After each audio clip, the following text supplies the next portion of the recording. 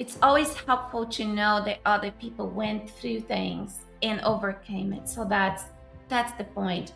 And I feel that my book goes in a lot of tangents because I'm an explorer. I like to try many things and I have a very open mind. But I feel that if there is one thing that you can take from it, right, is what I said at the beginning: life, it's not a straight path. It doesn't need to be. So always stop and it's like, if you're unhappy, just like, what else could you do? Try something, and maybe that will lead you to the next thing and the next person that you're gonna meet, and everything's gonna be okay. And trust in yourself. I lean a lot into spirituality. For me, that's very important and it helps me a lot. But not everyone is spiritual, and that's okay too. Because what matters is what's inside of you, and that's what is going to transform you. That's kind of the main thing for me. So, welcome to the Speak Up Against Stigma podcast. I am so excited to be here today with a very special guest. So, why don't you introduce yourself to us? I don't want to botch your name up again. Hi, Christy. My name is Grinia Bradwell. Yeah, I'm from Brazil, and I'm really excited to be here with you today. I live in the U.S., but I was born in Brazil and moved here a few years ago. Where do you live in the US? I live near Boston. Oh, nice, nice. That's right, because you went to MIT, right? Yeah, yeah. Okay. All right, good. So, I wanted to talk about your book and get to know you a little bit better. So, let's just dive right on in. So, tell me, you wrote a book. When was that? Was that last year or this year?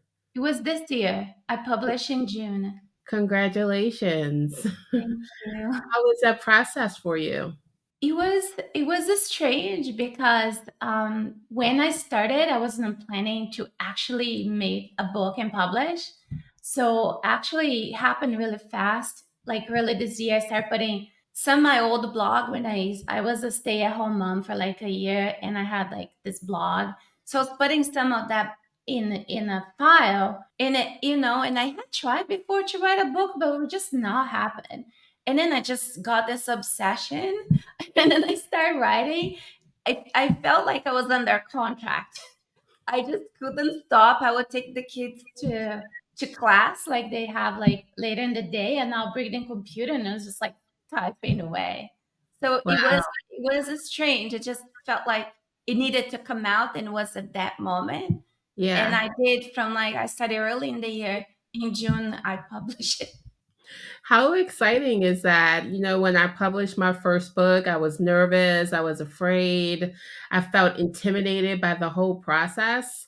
And so once I actually got it out there, I felt liberated Yeah, and it's very strong. healing. And I felt really proud of myself for actually going through with the process. Did you have a similar experience? Yeah, yeah, it was like once it so I finished writing, I was like, do I publish? Do I don't publish? But there is this thing inside me, just go, and I was really scared. My husband did a lot of the English editing for me because he's Canadian, so it's his first language. So yeah, like, but once it was out, it felt really good. And I felt like I am myself because there is a lot in there that no one knew about. Yeah. Even at work, some people are reading it now and they ask how I feel. And I just feel like I'm me that now because you know who I am. Like, I'm not like this idea of a person that you had before. And it just, it's scary, but it was good, you know? Yeah. What was your intention when you first put out your book? What message did you want to get across? I wanted to say that like life is not a straight path, like from it doesn't matter where you were born, it doesn't matter where you are today, you can change your path. And I think that's the main thing because I done a lot of different things in my life because sometimes I just didn't know what to do. So when you don't know what to do, do something, and then you might make a mistake, but then do the next thing. and I just keep going. And I feel like I'm very realized as a woman today, professionally and personally. Of course, I have problems, everyone does, but in comparison, I'm much better place. So I just kind of feel I want everyone to feel that it can happen to them. Yeah. Yeah, that's very important that you say that, because I think sometimes, especially when we're younger, we may not have all the answers to what we want to do when we like so-called grow up in this world. But then something happens in life where things begin to make sense. And even still when they begin to like get clear later on in life, you still don't have it all figured out. You're still going to stumble. You're still going to have failures. And you're always going to be up against something when you're moving towards something, I believe. And so it's very good that you say that, because a lot of people are lost today and they don't know what their point of direction and where they want to go. And so it's very insightful that you bring that to light, because you had some struggles that you mentioned about in your book, like dealing with your mom. And I leaned in that section because I have three daughters and it can be wild sometimes. It can be really wild sometimes. And so tell me about like your journey in coming to peace with the relationship with your mom. Yeah, I mean, as you saw in the book, it was not like easy, right? Like because like as I was raised, I everyone always told you have to respect your parents, no matter who they are or what they do. So every time like something happens, like you feel guilty, But then at some point that just bubbles up, and like I as I say to in the book, I think she did her best to the capacity that she had, right? But that wasn't enough for me, and I couldn't it was just too much, like dealing with her emotions, and then now I had my problems, and felt that I had to deal with both of our problems, and I couldn't handle. Maybe someone, if I was stronger at the moment, if I had emotionally mature, maybe I could, but I wasn't. So, we got to a point, and my therapist once brought that up to me. There was an option. And when she said I said, no, you can't, I can't do that. She's my mom, and I react against her. And then, like, years later, it came down to it, like, distancing myself, it was the best thing I could do, because I realized I want to really her to change, and I can make her change, you know? And the way she is and the way I am, it's just not healthy to have a relationship. And now I have my daughters, and I had to raise my daughters. And I didn't want them to have access to negativity, to that level of negativity. I didn't want them to see it. Like I just didn't want them to see what I saw. So then I almost get emotional like saying this. So it was a hard decision. I felt like Yeah. that I was being a bad person. But in that sense, if I haven't done that, I couldn't be the mom I am today for my daughters, because then I could really focus on them. That's amazing. You know, it takes tremendous strength to be able to make hard decisions. And I am reminded of a podcast that I did with Melody Mary. I'm not sure if you saw it, but I will make sure that I link it for the viewers that are paying attention. She talks about her story, and her sister used drugs, and her sister had kids that she couldn't take care of. And she ended up with one of her children, one of her sister's children, to live with her. She didn't have any kids. And so that was a new transition for her. And what she ended up doing was, after some soul searching, she wound up giving her sister back her kid. And that came with a lot of guilt. It came with a lot of self resentment. from herself, but she also had resentment from her family. But it was a hard choice that she had to make in that moment to do what was best for her. So I applaud you for, having the guts to be able to distance yourself for the betterment of yourself. And sometimes that's necessary. It's hard to let go of relationships, especially those that are closest to us. So I applaud you for that. Thank you. I wanted to dig into a little bit about like some of the things that you had to overcome in your journey, like insecurities and anxiety. And I know from your book that you had a little pushback from your doctor when it was recommended that you go to therapy because that wasn't something that you were necessarily considering. You thought that it was a completely different, diagnosis. And then once it was brought to your attention that you need to go and see a therapist, you pushed back on that a little bit. But tell me about what it was like having the relationship that you had with your mother and experiencing the insecurities and the anxiety that you felt growing up. Yeah, I think like growing up, it was more about I just overcompensated. I always like this happy kid, and I was crazy. Like I was a crazy person, like, and had that label because I feel like the more I suffered inside, more I overcompensated on the outside. But then I think the anxiety, the really bad was after I moved here, that it just and it was a funny thing that the therapist also told me that those things tend to come when you feel safe. So, once I was in a point of my life that I was like, I can breathe now, and then this all comes back, right? And there was a trigger that was like the allergy reaction and everything, but that was just a trigger. It could have been something else. So I think that the the really root cause is not just my relationship with my mom. It's everything around it. It's everything. Like when you're a kid, if you don't, you're like literally like being programmed to live in this world. So if your program is a fear of guilt, so everything that happens around you, you associate that against you, right? So that was it's really complex. And but I never want to admit that I had like a mental issue because like I'm at MIT, like, well, how come I have a mental issue? And I was like, I wanted to be like a possession, like I don't know. And I was like, no, no, no. Why am I gonna see a therapist?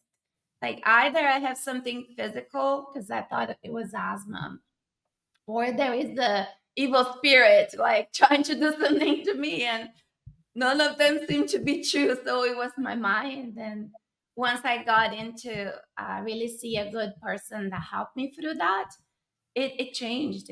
Like it was the beginning. It took years, but it was the beginning of the change.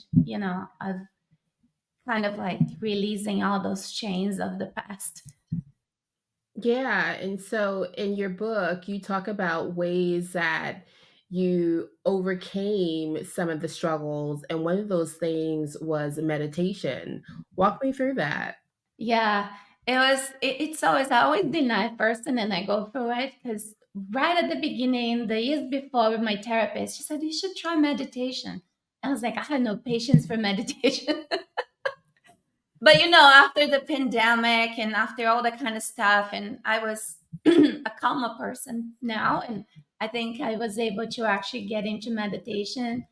And I started with this Brazilian spiritual leader that had this recordings. I was like, oh, this is good. I can sleep better.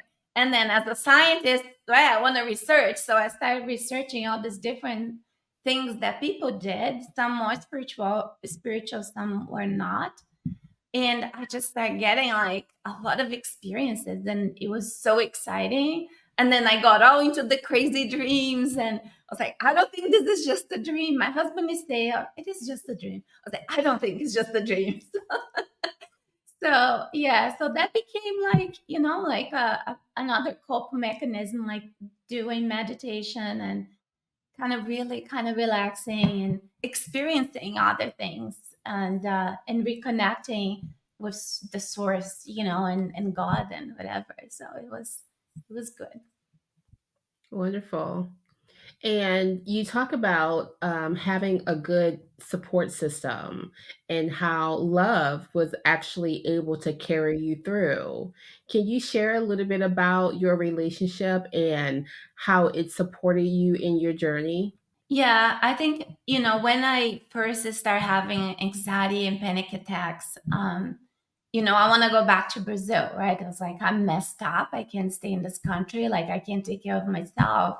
And my husband was my boyfriend back then. And he stepped in and he said, no, like, you're not going. And he showed like so much love and compassion and said, we're going to figure this out.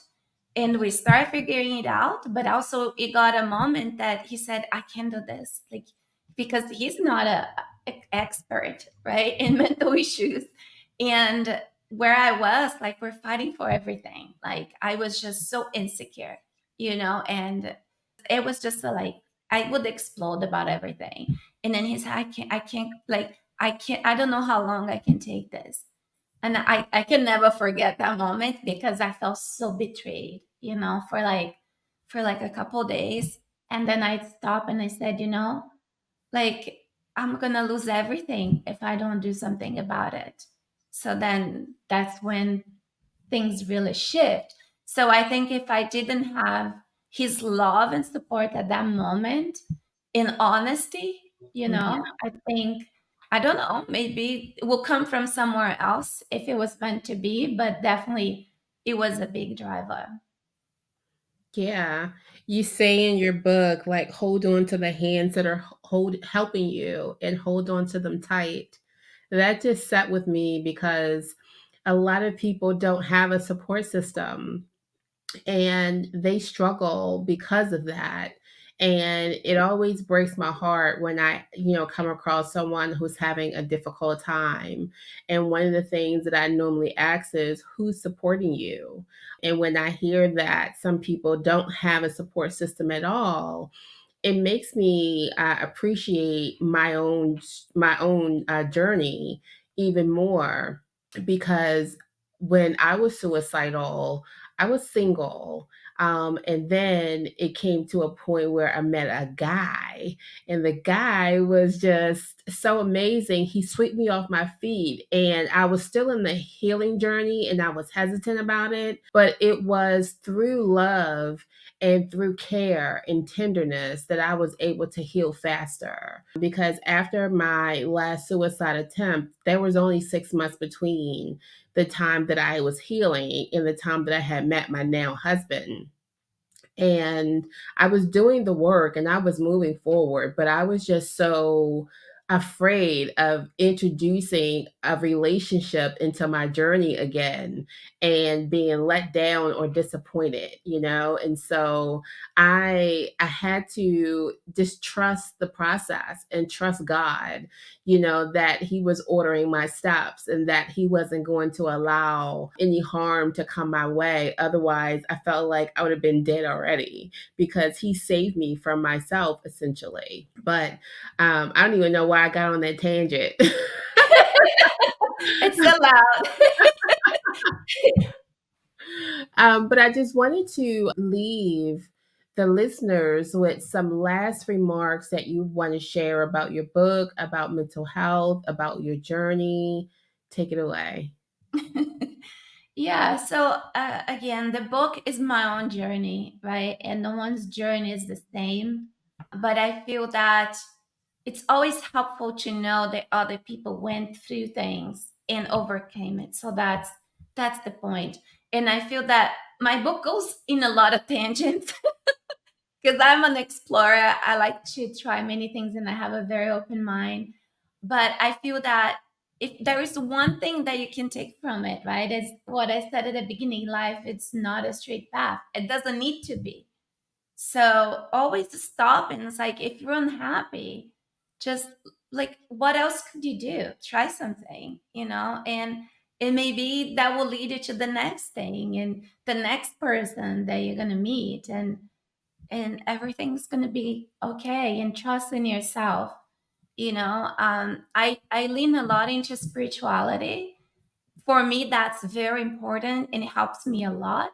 But not everyone is spiritual, and that's okay too, because what matters is what's inside of you, and that's what is going to transform you. That's kind of the main thing for me. Yeah, that's beautiful. And what a wonderful place to end. Well, thank you for joining us today. I really Yeah. appreciate the insight and you sharing and being so open about your book. Um, where can people find you? I'm on Instagram.